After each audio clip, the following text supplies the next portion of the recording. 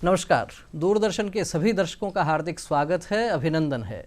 हमारे यहाँ कहा जाता है पहला सुख निरोगी काया और दूसरा सुख घर में माया। घर में माया तब आएगी जब आपका शरीर स्वस्थ रहेगा, लेकिन बदलते दौर में मनुष्य अनेक बीमारियों से ग्रसित होने लगा है और उनमें से भी कुछ बीमारियों के लिए तो ये कहा जाता है कि ये लाइफस्टाइल डिजीज हैं। ये बीमारियां आपकी दिनचर्या के अस्त व्यस्त होने के कारण होती हैं और यदि आप दिनचर्या ठीक रखते हैं तो निश्चित रूप से इन बीमारियों से भी बच सकते हैं। इसी प्रकार की लाइफस्टाइल डिजीज में एक बड़ा नाम आता है मधुमेह का। जी हाँ, जिसे डायबिटीज कहा जाता है और विश्व भर के चिकित्सक ये कहते हैं कि भारत डायबिटीज की बड़ी राजधानी बनने जा रहा है।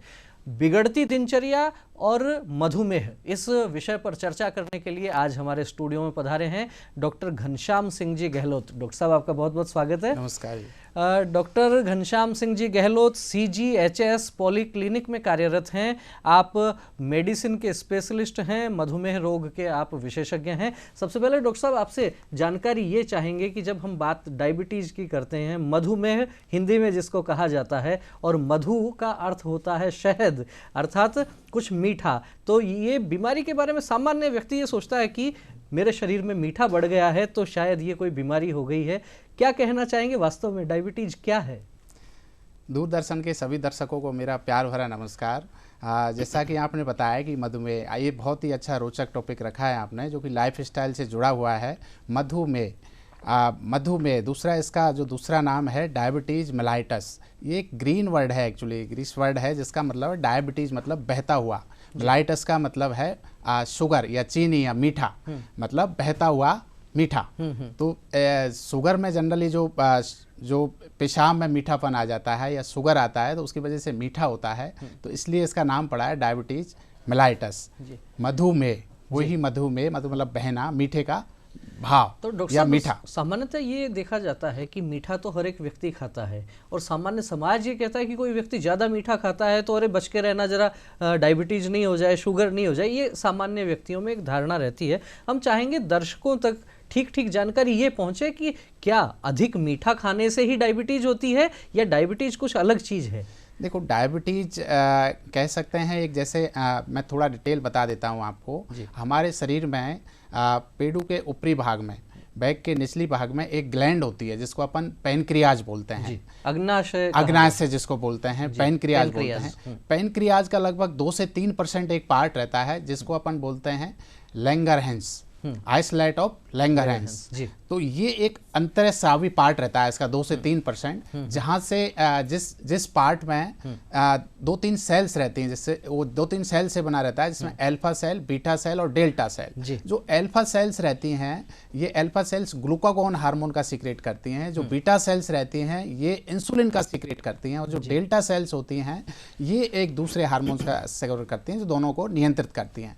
तो जनरली जो इंसुलिन की कमी से, अब 2 तरह से डायबिटीज हो सकता है, या 2 तरह से अपन डायबिटीज कह सकते हैं कि या तो इंसुलिन की कमी हो गई है या फिर इंसुलिन की कार्यप्रणाली में कोई बदलाव है, या कार्यप्रणाली में कोई फर्क आ गया है, या कार्यप्रणाली उसकी सुचारू रूप से नहीं चल रही है। तो इसकी वजह से ही ये डायबिटीज या शुगर होता है। अब शुगर है क्या? शुगर ये होता है कि जो नॉर्मल आदमी का जो शुगर का लेवल होता है, जैसे आपका, मेरा, या जो नॉर्मल जिसको शुगर नहीं होता है, उसको अपन एक हेल्दी जो पर्सन रहता है उसमें शुगर का लेवल 3 तरह से देखते हैं हम। एक फास्टिंग शुगर, एक खाने के 2 घंटे बाद की शुगर, और एक रैंडम शुगर, जब अपन ने कुछ खा रखा है, नहीं खा रखा है, वो शुगर। तो फास्टिंग शुगर आदमी की अमूमन जो होती है वो लगभग 110 तक होनी चाहिए। फास्टिंग मतलब भोजन से पहले की?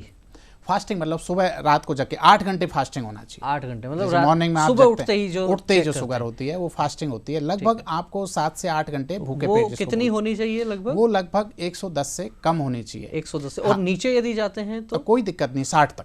अच्छा, 60 से 110 के बीच में है वो फास्टिंग, वो नॉर्मल शुगर मानते हैं।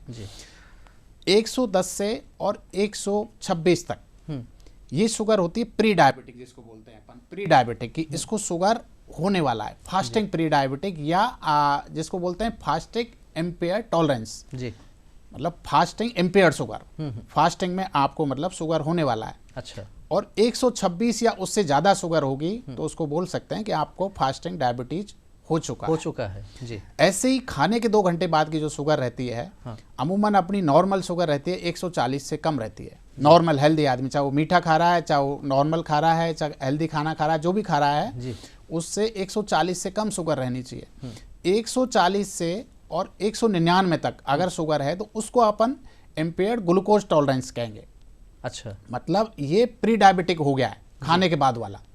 199 तक, 199 तक इसको फ्यूचर में शुगर हो सकता है, संभावना रहती है। ऐसे ही अगर 200 से ज्यादा आ रही है आपकी रैंडम कंडीशन में, या खाना खाने जब स्टार्ट करते हैं फर्स्ट बाइट, उसके 2 घंटे बाद की जो शुगर होती है वो 200 से ज्यादा है या 200 या उससे ज्यादा है, तो फिर उसको अपन डायबिटीज बोल देंगे कि इसको डायबिटीज हो चुका है। एक तीसरा पैमाना होता है हमारा HbA1c जी, ग्लाइकोसाइलेटेड हीमोग्लोबिन। तो ये एक जो स्ट्रॉन्ग पैमाना होता है, जो ADA है और जो यूपन जो मल्टीपल गाइडलाइंस है उसका एक पार्ट होता है। तो अगर किसी का HbA1c एक हीमोग्लोबिन का ही पार्ट रहता है, तो जैसे ही अपनी शुगर बढ़ती है तो शुगर हमारी RBC से अटैच हो जाती है हीमोग्लोबिन से, और वो HbA1c बना लेती है। और ये HbA1c लगभग जब शुगर बढ़ती है तो कंसिस्टेंटली इस पर खाने पीने का कोई फर्क नहीं पड़ता है। अच्छा, तो अगर ये शुगर हमारा 5.7 से कम है तो आपको शुगर बिल्कुल नहीं है। अच्छा, 5.7 से और 6.4 तक है तो फिर आप प्री डायबिटिक जो रिस्क वाली कंडीशन है उसमें आ जाते हैं। और अगर आपका HbA1c 6.5 या इससे ज्यादा है तो आप पक्के से डायबिटीज हो चुके हैं। अब उसको आपको देखना है। डॉक्टर साहब, आपसे जानना ये चाहेंगे कि जिस तरीके से आपने बहुत ही सरलता से ये सारा विषय रखा है, 140 से 199 के बीच में यदि शुगर आता है भोजन के 2 घंटे बाद जो जांच करते हैं उसमें, तो आप कह रहे हैं कि प्री डायबिटिक है, शुगर होने की संभावना है। ये एक तरीके से अलार्मिंग सिचुएशन कही जा सकती है अलार्मिंग सिचुएशन। तो इस समय क्या दवाई शुरू हो जाती है या फिर कोई दिनचर्या में परिवर्तन करके, खान पान में परिवर्तन करके, क्या मतलब जो प्री डायबिटिक हैं उनके लिए क्या कहना चाहेंगे, कैसे अपने आप को बचा के रखें? प्री डायबिटिक में सबसे पहले कोई मेडिसिन, एलोपैथी या आयुर्वेदिक कोई मेडिसिन नहीं दी जाती है। प्री डायबिटिक को हम जनरली जो खान पीन में बदलाव है वो करते हैं, और व्यायाम, भोजन और व्यायाम 2 चीज़ों का हम विशेष ध्यान रखते हैं। 2 चीज़ों से ही इसको कंट्रोल किया जाता है। नियमित जो व्यायाम है उसकी एडवाइस करते हैं, और जो डाइट है उसमें चीनी, शक्कर, गुड़, मिठाई ये सब बंद करते हैं। और लाइफ स्टाइल, अगर ओवर वेट है आपका तो उसको अपन कम करवाते हैं। कुल मिला के जो दिनचर्या है आपकी उसको व्यवस्थित करना पड़ता है, और जो खान पीन है वो एक संतुलित आहार आपको लेना पड़ता है। जी डॉक्टर साहब, आपसे जानकारी ये भी चाहेंगे कि आज के दौर में ये देखा जाता है कि बहुत छोटे छोटे बच्चों को भी कई बार यूँ सुनने में आता है कि डायबिटीज़ हो गया, 8 साल का बच्चा है, 10 वर्ष का बच्चा है, जबकि पहले ये माना जाता था कि ये बीमारी जो है वो आफ्टर 45 लगभग सामान्यतः समाज में यूँ सोचते थे कि 40-45 के बाद में होती है, BP शुगर बाद की बीमारियाँ हैं, लेकिन कई बार बच्चों में भी बीमारी देखने को मिलती है। क्या कहना चाहेंगे, क्या इसके कुछ अलग अलग प्रकार हैं या ये क्या कुछ अपवाद ही है ऐसा? देखो, डायबिटीज 2 तरह का होता है। एक तो टाइप 1 डायबिटीज होता है और एक टाइप 2 डायबिटीज होता है। डायबिटीज जन्म से लेकर के और जब तक आदमी जीवित रहता है तब तक कभी भी हो सकती है आपको। ऐसा नहीं है कि इस पर्टिकुलर एज में नहीं होगा और इस पर्टिकुलर एज में होगा। इसका पैमाना होता है जो टाइप 1, जो टाइप 1 डायबिटीज होता है, ये जनरली इंसुलिन की कमी से होता है। इसमें जो हमारी बीटा सेल्स होती हैं, जिसका मैंने डिस्कस किया था, जहां से इंसुलिन निकलता है, वो बीटा सेल एक तरह से खत्म हो जाती हैं। अब खत्म होने के बीटा सेल्स के बहुत सारी वजह हैं। उसमें एक जो मेन रीजन है, ये लगभग 5% लोगों में आनुवंशिक होता है। अच्छा। भाई बहन, चाचा ताऊ किसी को है टाइप 1, तो 5% उसकी नेक्स्ट जनरेशन में होने के चांस रहते हैं। लेकिन जो बड़ा रीजन होता है वो ऑटो इम्यून रीजन होता है। ऑटो इम्यून क्या होता है कि हमारी जो बॉडी होती है, जो ब्लड होता है, उसमें श्वेत रक्त कणिकाएं होती हैं जिनको हम टी सेल्स कहते हैं। ये टी सेल्स क्या करती हैं कि हमारी एक तरह से प्रतिरोधक क्षमता है उसको शो करती हैं। रक्त कणिकाओं को तो WBC बोलते हैं। WBC उसी का एक पार्ट टी सेल्स होती है। अच्छा, उसी का एक पार्ट टी सेल्स होती है। ये टी सेल्स हमारी जो रोग प्रतिरोधक क्षमता है उसको शो करती है जी। तो ये क्या करती है कि जब भी जनरली ऐसा नहीं होता है, लेकिन जब भी हमारी बॉडी पे कोई भी फॉरेन पार्टिकल या भारी वायरस है, बैक्टीरिया है या और भी कोई पार्टिकल हमला करता है, तो ये टी सेल्स उस पर आक्रमण कर देती हैं। जी। ये टी सेल्स काफी बार गलती से जाने अनजाने बहुत सारे रीजन होते हैं, ये अपनी बॉडी के कुछ पार्ट को आइडेंटिफाई नहीं कर पाती हैं और ये खुद की बॉडी को ही खत्म करने लग जाती हैं। जैसे आपकी बीटा सेल्स के एग्नेस्ट में ये काम करने लग जाती हैं। ऑटो इम्यून मतलब खुद की बॉडी खुद के सेल्स को खत्म कर रही है। सेल्स भी पर्टिकुलर एरिया की, जैसे आपकी इंसुलिन की जो आइसोलेट्स ऑफ लैंगरहैंस का जो बीटा सेल्स वाला पार्ट है, उसी पार्ट पे अटैक कर देती हैं और उस पार्ट की बीटा सेल्स को धीरे धीरे खत्म कर देती है। अब बीटा सेल्स ही खत्म हो गया तो इंसुलिन जनरेट ही नहीं होगा, जनरेट नहीं होगा तो फिर शुगर हो जाएगी। जिन लोगों के बीटा सेल्स समाप्त हो जाते हैं उनको तो जीवन पर्यंत इंसुलिन ही लेना होता है। इसीलिए टाइप 1 में जीवन पर्यंत इंसुलिन ही एक इलाज होता है और वो ही दिया जाता है, इसमें कोई दूसरी दवाई काम नहीं करती। टाइप 1 तो बहुत कम लोगों में होता होगा, बहुत कम लोगों में होता है, ये लगभग 3 से 4% लोगों में होता है। ज्यादातर लोग जो इस बीमारी से परेशान रहते हैं वो टाइप 2 से रहते हैं। टाइप 2 से रहते हैं। लगभग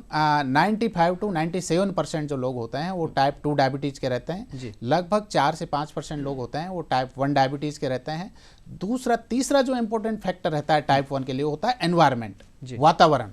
वातावरण में बहुत सारे टॉक्सिन्स रहते हैं, बहुत सारे जो वायरस रहते हैं, बैक्टीरिया रहते हैं, जैसे एपिस्टीन बार वायरस है, CMV साइटोमेगालो वायरस है। इसका कभी गलती से इन्फेक्शन हो जाता है तो बॉडी की जो टी सेल्स हैं उसके एग्नेस्ट में एंटीबॉडी डेवलप करती हैं और वो गलती से कई बार बीटा सेल्स के एग्नेस्ट में भी एंटीबॉडी बन जाती है, तो उसकी वजह से भी आपके बीटा सेल्स खत्म हो जाते हैं। डॉक्टर साहब आपसे जानना ये भी चाहेंगे कि अब आजकल तो चूंकि ये कहा जाता है कि लाइफस्टाइल डिजीज है और किसी दौर में ये भी कहा जाता था कि अब जो संपन्न लोग हैं उनकी बीमारी है डायबिटीज, लेकिन मुझे लगता है कि ये बैरियर भी बीमारी तोड़ चुकी है, हर किसी को ये होने लगी है। सबसे ज़्यादा रिस्क जो है किस प्रकार के लोगों को है, कौन से लोग ऐसे हैं जो इस डायबिटीज के बहुत जल्दी शिकार हो जाते हैं? देखो ये अभी भी एकदम फैक्ट है और सच है कि जो संपन्न लोग हैं, जो नौकरी पेशा हैं, जिनके पास में गाड़ी है, बंगला है, आराम से सारी सुख सुविधाएं हैं, उनमें ही ये शुगर सबसे ज़्यादा होता है। उनमें से आप अगर 100 लोगों का रेशियो निकालोगे तो 25% लोगों को उसमें शुगर होता है। इंडिया में इस टाइम देखा जाए तो लगभग 7 करोड़ के लगभग डायबिटिक पेशेंट हैं, लगभग 7 करोड़ के लगभग डायबिटिक पेशेंट हैं। उनमें हमारा जो 2 एरिया होते हैं, रूरल और अर्बन एरिया, तो जो बड़ा जो पार्ट है, लगभग जो मैक्सिमम पार्ट है वो अर्बनाइजेशन की वजह से, जो शहरीकरण है उसकी वजह से, शहरीकरण जो शहर वाले लोग रहते हैं उनकी जो लाइफ स्टाइल होती है वो बहुत इंपॉर्टेंट रहती है। तो लाइफ स्टाइल, ईटिंग हैबिट्स, तो उन लोगों में ये डिजीज ज़्यादा होती है। पहला जो रीजन होता है वंशानुगत होता है।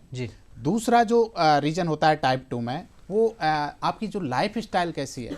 जो शहरी लोग होते हैं उन लोगों में जो वर्किंग हैबिट्स है, जिनकी सेडेंट्री लाइफ स्टाइल है, जिनकी स्ट्रेसफुल लाइफ स्टाइल है, जिनको मोटापा ज़्यादा है, जिनकी ईटिंग हैबिट्स खराब हैं, जो एकदम खाते पीते ज़्यादा हैं और आराम से कोई वर्कआउट नहीं करते हैं, जिनको स्ट्रेसफुल कंडीशन जिनकी ज़्यादा है, ऐसे लोगों में टाइप 2 डायबिटीज बहुत ज़्यादा होता है। उसकी रीज़न होता है कि हमारी बॉडी में जो इंसुलिन होता है, मोटे लोगों में ही ये क्यों होता है। शहरों में जनरली 50 मोर देन, जो अभी 5 ईयर का एक सर्वे आया है उसमें दिखाया है कि जो शहरों में लगभग 50% से ज़्यादा लोग ओबेज हैं। और शहरों के जो बच्चे हैं उसमें, जो संपन्न परिवारों के बच्चे हैं उसमें 30% से ज़्यादा बच्चे ओबेज हैं। डॉक्टर साहब आपको थोड़ा बीच में यहाँ मैं रोकूंगा। ये जो ओबेसिटी की हम बात करते हैं, मोटापे की बात करते हैं, वास्तव में इसको लेकर भी बहुत सारी भ्रांतियाँ हैं। मोटापा किसे कहा जाएगा? क्या वजन के आधार पर ही कहें या एक टर्म चलता है BMI? बिल्कुल। तो ये BMI क्या है, मैं चाहूंगा ये भी आप दर्शकों को बताएं। और मोटापा केवल वजन के आधार पर माना जाएगा या दिखने के आधार पर जो थोड़ा थुलथुला सा दिखता है उसे मोटापा माना जाएगा? क्या कहना चाहेंगे? देखो, मोटापा, ये बहुत अच्छा क्वेश्चन बनाया। जो इस बीमारी की जो मेन जड़ है वो मोटापा है। मोटापा का एक पैमाना होता है कि ओबेज किसे कहेंगे, ओबेसिटी किसे कहेंगे, आप मोटा किसे कहेंगे। वो है, एक पहला पैमाना होता है BMI, बॉडी मास इंडेक्स। ये जनरली होता है। इसमें क्या होता है कि जो हाइट होती है वो सेंटीमीटर में लेते हैं और उसको वेट से डिवाइड कर देते हैं। हाइट बटा वेट को हाइट से डिवाइड कर देते हैं मीटर में, तो ये बॉडी मास इंडेक्स होता है। ये नॉर्मल होता है 18.5 से और 23 तक। एक नॉर्मल जो BMI होता है, बॉडी मास इंडेक्स, वो 18.5 से 23 होता है। 23 से और 24.9 तक हम कहेंगे कि उसको मोटापा बढ़ना चालू हो गया है। जी। जब ये BMI 25 से ज़्यादा हो जाएगा, 25 या इससे ज़्यादा हो जाएगा, तो इसको हम कह देंगे कि ये मोटा हो गया है, ग्रेड 1 मोटापा हो गया है, 25 से और 29.9 तक है। तो इसको टाइप 1 मोटापा बोल देंगे।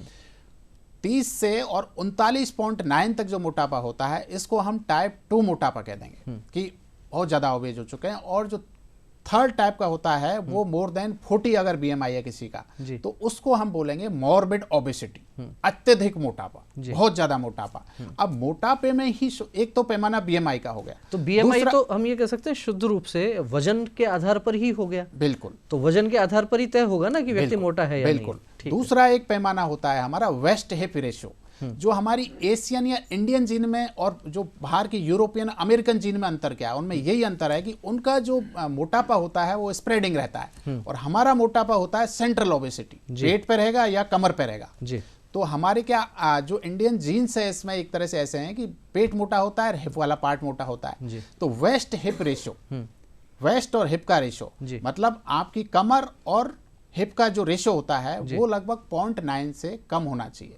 0.9 या 1 से ज्यादा है तो इसको कहेंगे कि ये ओबेज हो गया और इसको फ्यूचर में शुगर हो सकता है। ऐसे ही एक दूसरा पैमाना होता है हमारा कि कमर का रेशियो। अगर कमर का अपनी जो साइज है वो फीमेल्स में 80 सेंटीमीटर से ज्यादा है तो उसको अपन ओबेज कह देंगे। ऐसे ही मेल में अगर 90 सेंटीमीटर से अगर ज्यादा है तो उसको अपन ओबेज बोल देंगे। तो 3 पैमाना होता है। अब मोटे लोगों में ही शुगर क्यों होता है, उसका एक बहुत बड़ा लॉजिक होता है। जो हमारा इंसुलिन निकलता है बॉडी से, जो भी हम खाते पीते हैं आंतों में जाता है, आंतों से ग्लूकोज ब्लड में जाता है और ग्लूकोज से हमको एनर्जी मिलती है, पावर हाउस मिलता है। एक तरह से पावर हाउस होता है हमारा, पावर हाउस होता है सेल से बॉडी बनी होती है। जो सेल्स में ये ग्लूकोज जाता है वहां से हमको ताकत देता है। तो ये सेल्स में ग्लूकोज जाता है इंसुलिन से। तो जो लोग मोटे होते हैं, जिनको ओबेज रहते हैं, तो एक तरह से जो सेल्स होती है उस पे जाके इंसुलिन चिपकता है और ये ग्लूकोज को अंदर भेजता है। एक तरह से ग्लूकोज जो इंसुलिन है एक चाबी की तरह कार्य करता है सेल में, कि जैसे ही इंसुलिन अपना बढ़ गया तो ग्लूकोज को अंदर गेट खोल देगा अपनी सेल्स के। अगर आपकी सेल्स में, बॉडी में इंसुलिन की कमी है या नहीं है, या इंसुलिन की अधिकता है, टाइप 2 डायबिटीज में इंसुलिन नॉर्मल भी हो सकता है, कम भी हो सकता है, ज्यादा भी हो सकता है, लेकिन फिर भी शुगर होती है। उसका एक रीजन होता है जहां पे ये ग्लूकोज जाके फंसता है या अटकता है या इंसुलिन जाके फंसता है, तो वो रिसेप्टर होते हैं, रिसेप्टर। उस रिसेप्टर जो गेट होते हैं एक तरह से खुलने वाले, वो या तो सेल्स में मोटे लोगों की में कम हो जाते हैं या उनमें विकृति आ जाती है। तो वहां पे इंसुलिन आपका अटैच होगा ही नहीं। इंसुलिन अटैच नहीं होगा तो ग्लूकोज अंदर नहीं जाएगा, ग्लूकोज अंदर नहीं जाएगा तो ब्लड में रहेगा, ब्लड में ग्लूकोज ज़्यादा रहेगा तो आपकी शुगर बढ़ जाएगी। एक डॉक्टर साहब, सामान्य रूप से एक बात ये भी लोगों के दिमाग में आती है, वैसे भारत के परिप्रेक्ष्य में बात करें तो लोग सदियों से कहते आए हैं कि मीठा खाओ और मीठा बोलो, इस प्रकार की बातें एक सामान्य समाज में चलती हैं। और आप जैसे बता रहे हैं कि डायबिटीज में ब्लड में जो है वो मीठापन बढ़ गया, आपका ग्लूकोज बढ़ गया, तो यदि मीठा थोड़ा बहुत बढ़ गया है तो उसके कारण शरीर को क्या किस प्रकार का कोई नुकसान होता है? बिल्कुल होता है साहब। शरीर का ये नेचुरली एक वो रहता है कि जब भी कोई चीज़ एबनॉर्मल होती है, बढ़ती है, घटती है, तो बॉडी उसको सेल्फ मेंटेन करने की कोशिश करती है। जब हमारे शरीर में शुगर की मात्रा लगभग 180 तक बढ़ती है तो शरीर ज़्यादा एक्शन नहीं लेता है, लेकिन जैसे ही 180 से पार करती है तो हमारी जो किडनी होती है इस शुगर को पेशाब में फिल्टर करना चालू कर देती है, पेशाब के अंदर बाहर जाना चालू कर देती हैं। जैसे ही शुगर होता है और ज़्यादा होता है तो और ज़्यादा जाएगी। तो एक तो जब शुगर बाहर जाएगी तो उससे पेशाब के इन्फेक्शन भी हो सकते हैं। दूसरा, जैसे जैसे ये शुगर हमारी बढ़ती है, शरीर में बढ़ती है, तो ये इसका जमाव चालू हो जाता है हमारी आर्टरीज में या धमनियों में, या जो बहुत छोटी बारीक धमनी है उसमें चालू हो जाता है। इससे हमारी जो बेसिक स्ट्रक्चर है, जैसे दिमाग की है, आपके हार्ट की है, आपके किडनी की है, आपके आंख के पर्दों की है, सॉरी, वहां पे ये जमना चालू कर देता है। और धीरे धीरे हमारी किडनी की जैसे वो छोटी नलियां होती हैं, धमनियां होती हैं, बेसमेंट मेम्ब्रेन है, उसमें थिकनेस बढ़ जाती है, तो वहां से प्रोटीन भी लीक, शुगर के साथ साथ प्रोटीन भी लीक होने चालू हो जाता है। ऐसे ही हमारे हार्ट की जो धमनियां हैं उनमें स्टिफनेस बढ़ जाती है, जो लचीलापन होता है वो खत्म हो जाता है। स्टिफनेस जब बढ़ती है तो उसकी वजह से वहाँ पे कोलेस्ट्रॉल वगैरह जमने लग जाता है। जब कोलेस्ट्रॉल जमता है तो उससे हमारे ब्लॉकेज बढ़ जाते हैं। जब ब्लॉकेज बढ़ते हैं तो हार्ट अटैक आने के चांस हो जाते हैं। ऐसे ही ये ब्लॉकेज अगर दिमाग में बढ़ना चालू हो जाता है तो दिमाग का पैरालाइज हो जाता है। ऐसे ही ये ब्लॉकेज अगर आंख में हो जाते हैं तो आंख की मतलब जो एक तरह से जो विजन है वो लॉस हो जाता है। एक रिसर्च बताता है कि एक नॉर्मल आदमी से अगर किसी को शुगर हो गया तो उसकी आंख में अंधेपन की रिस्क 25 गुना बढ़ जाएगी। 25 गुना बढ़ जाती है। तो आप जो बता रहे हैं डॉक्टर साहब, इससे यूं लग रहा है कि डायबिटीज तो एक बीमारी तो है ही, लेकिन ऐसा लगता है कि यदि ये अनियंत्रित हो जाती है तो व्यक्ति की किडनी पर अटैक करती है, आंखों पर अटैक करती है, हृदय पे तकलीफ दे सकती है। कुल मिला के ये कहा जा सकता है कि ये तो एक इस प्रकार का राक्षस है जो अलग अलग मोर्चों से अटैक करता है। बिल्कुल साहब, ये हेड टू टो अफेक्ट करता है। ये बॉडी का कोई भी ऐसा पार्ट नहीं है जिसको अफेक्ट नहीं करता है। ये हमारे तंत्र को पूरी तरह से अफेक्ट करता है। ये कह सकते हैं कि जैसे मैं बता रहा था आपको, इसमें अंधापन होने की शुगर की वजह से 25 गुना रिस्क बढ़ जाती है। किडनी फेल होने की 17% रिस्क बढ़ जाती है। ऐसे ही दूसरे जो तंत्र हमारे न्यूरोपैथी है वो 50 गुना रिस्क बढ़ जाती है। तो ये नसों को एक तरह से खराब कर देता है, बंद कर देता है। जब वहाँ का ब्लड का सर्कुलेशन नहीं होगा तो ओवरऑल बॉडी को पूरी को अफेक्ट करेगा। डॉक्टर साहब, मैं बहुत एक साधारण सवाल आपसे पूछना चाहता हूँ जो मुझे लगता है कि बहुत से दर्शकों के मन में भी एक इस प्रकार की बात चलती है। ये कहा जाता है समाज में कि भारत का जब से खान पान बदला है, लगभग पिछले 2 दशक की 3 दशक की बात करें, उसके पहले ये कहा जाता था कि खासतौर पर गाँव में मोटा अनाज खाया जाता था और सीजन के अनुसार अनाज खाया जाता था। जैसे ज्वार है, जौ है, बाजरा है, मक्का है, ये अनाज सामान्यतः खाया जाता था। और पुराने लोग ऐसा कहते हैं कि गेहूं की रोटी कोई विशेष अवसर पर मेहमान आते थे या कोई त्योहार होता था तो बनती थी। तो लोग ऐसा कहने लगे हैं कि जो गेहूं है ये भी डायबिटीज का बड़ा कारण है। मैं चाहूंगा, चूंकि आप इस विषय के विशेषज्ञ हैं, ये मिथ है या वास्तव में इसमें कुछ सच्चाई है? नहीं, देखो, ये थोड़ा मिथ है, थोड़ी सच्चाई है। एक हमारी टर्मिनोलॉजी होती है ग्लाइसेमिक इंडेक्स। ग्लाइसेमिक इंडेक्स ये होता है कि किस अन्न में कितनी ग्लूकोज की मात्रा है। जी। तो ग्लूकोज को हम 100% मार्क्स देते हैं ग्लाइसेमिक इंडेक्स में। ऐसे ही इन जब अन्नों को अपन बांटे, इनको ज्वार, बाजरा, मक्का, गेहूं, चना, इन सब अन्नों को अगर बांटते हैं अपन, तो सबसे ज्यादा जो ग्लाइसेमिक इंडेक्स होता है वो गेहूं का होता है, सबसे ज्यादा होता है। हाँ, इसलिए अपन को लगता है कि ये इसमें कार्बोहाइड्रेट की मात्रा, ग्लाइसेमिक मतलब ग्लूकोज, ग्लूकोज मतलब कार्बोहाइड्रेट, तो कार्बोहाइड्रेट की मात्रा इसमें गेहूं में सबसे ज्यादा होती है। इसलिए अपन डायबिटीज में मिक्स आटे का वो प्रयोग करते हैं। तो डायबिटीज में क्या खाना चाहिए, क्या नहीं खाना चाहिए, या आम आदमी को आज के टाइम में क्या खाना चाहिए और क्या नहीं खाना चाहिए, ये बहुत इंपॉर्टेंट। ये मैं आपसे सवाल करने ही वाला था, आपने ये विषय ले लिया तो मैं चाहूंगा कि इस पर भी आप प्रकाश डालें। हाँ, इसमें ये होता है कि जनरली जो आज की जनरेशन है, जैसे बच्चे लगा लो या बड़े लगा लो, या लाइफ स्टाइल लगा लो, भाग दौड़ वाली लाइफ स्टाइल लगा लो, तो उसमें होता क्या है कि जंक फूड की तरफ ज़्यादा है कि कभी किसी ने खाया, कभी नहीं खाया, उसका कोई शेड्यूल नहीं है। तो एक तो परफेक्ट टाइम होना चाहिए कि आपका जो भोजन का ब्रेकफास्ट इतने बजे लेना है, लंच इतने बजे लेना है, डिनर इतने बजे लेना है, डेली एक्टिविटी करनी है। उसमें जो जनरली बहुत ज़्यादा घी है, तेल है, मिर्च मसाले हैं, जंक फूड है, पिज़्ज़ा है, बर्गर है, पेस्ट्री है, जो ये पेय पदार्थ हैं, ये जो एक जंक फूड जिनका बॉडी पे बहुत हार्मफुल इफेक्ट करता है, उनसे बचना चाहिए। और ज़्यादा से ज़्यादा आप जैसे खाना तो आपको लेना ही होता है। अनाज की यदि बात करें हम, जैसे आप अभी बता रहे थे कि गेहूं का जो भी आपको पैरामीटर आपने बताया वो सबसे अधिक है, लेकिन कहा जाता है बाजरा भी मीठा होता है। तो क्या बाजरा उसके गेहूं के मुकाबले डायबिटीज वालों के लिए ज़्यादा ठीक है या वो भी उतना ही खतरनाक है? नहीं, इतना अन्न वही है, थोड़ा ग्लाइसेमिक इंडेक्स बाजरे का कम होता है जी। तो बाजरे की कैलोरी उससे थोड़ी ज़्यादा इसलिए होती है कि गेहूं में फैट पार्ट कम रहता है, बाजरे में फैट पार्ट थोड़ा ज्यादा रहता है। अच्छा। तो इसलिए उसकी कैलोरी ज्यादा रहती है, इसलिए उसको थोड़ा गरिष्ठ मानते हैं, लेकिन ग्लाइसेमिक इंडेक्स बाजरे का कम होता है। तो कुल मिला के मिक्स आटा हो, अलग अलग प्रकार के अलग अलग प्रकार का आटा, या फिर बदल बदल के खा सकते हैं कि आप आज गेहूं की ले लिए, फिर आप मिक्स आटे की ले लिया, किसी दिन किसी पर भारत में तो ये पहले परंपरा रही है कि गर्मी के मौसम में जौ की रोटी लोग खाया करते थे, सर्दी के अंदर जो है बाजरा और मक्का खाया करते थे, और गेहूं तो कभी कभार खाते थे। तो क्या लगता है कि वो वाला जो पैटर्न है 3-3 महीने के हिसाब से, वो भी ठीक रहेगा? वो बिल्कुल एक एग्जैक्टली होता है। अब देखो, हमारा भोजन होता है वो एक तरह से 3-4 पार्टों में डिवाइड रहता है जी। कि एक फैट वाला पार्ट रहता है, एक आपका कार्बोहाइड्रेट वाला पार्ट रहता है, दूसरा प्रोटीन वाला रहता है, एक मिनरल्स और विटामिन्स वाला पार्ट रहता है। तो हम टोटल 5 पार्ट में खाने का जो डिस्ट्रीब्यूशन है, न्यूट्रिशन है, जो बैलेंस डाइट है, संतुलित आहार है, उसको बांट के चलते हैं। तो इसके हिसाब से अपन को लगभग 20% जो खाना है उसमें प्रोटीन होना चाहिए जी। लगभग 15 से 20% ही उसमें खाने में फैट होना चाहिए जी।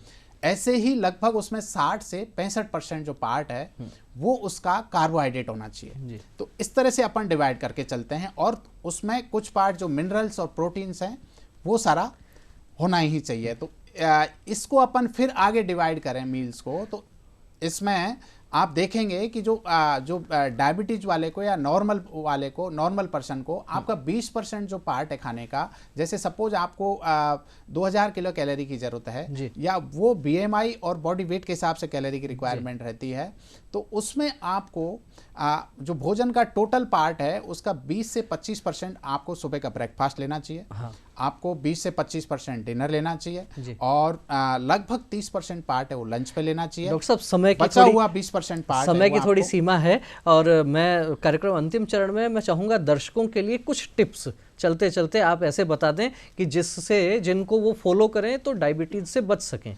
देखो मैं एक ही बात कहूँगा, जैसा कि विदित है कि जो भारत है, इंडिया है, हमारा देश है, वो डायबिटीज़ की कैपिटल बन गया है और आने वाले 2025 में वर्ल्ड में सबसे ज़्यादा जो पेशेंट हैं वो इंडिया में होंगे। तो जैसे एक स्लोगन दिया था कि पढ़ेगा तो बढ़ेगा इंडिया, ऐसे ही मैं कहना चाहूँगा कि